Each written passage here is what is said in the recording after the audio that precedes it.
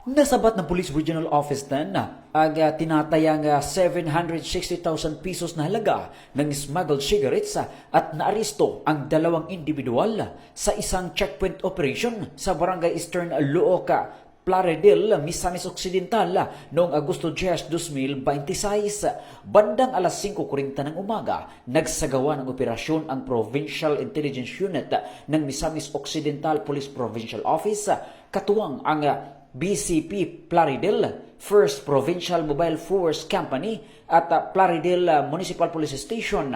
Naaresto ang isang 22 anyos na driver at isang 52 anyos na magsasaka, kapwa pawang mula sa labas ng Misamis Occidental.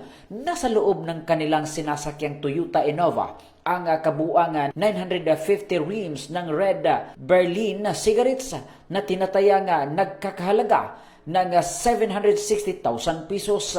Ayon sa inisyal na investigasyon, nagmula umano sa Dipolog City, Zamboanga del Norte ang mga sigarilyo at patungo sana sa Oroquita City, Misamis Occidental.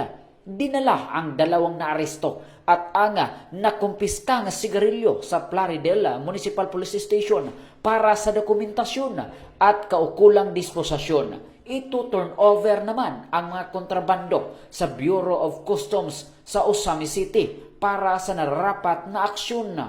Ang operasyon ay bahagi ng pagpapatupad ng Republic Act No. 10863 o Customs Modernization and Tariff Act at ng patuloy na kampanya sa Police Regional Office laban sa illegal na pagpasok at transportasyon ng mga smuggled goods sa Northern Mindanao.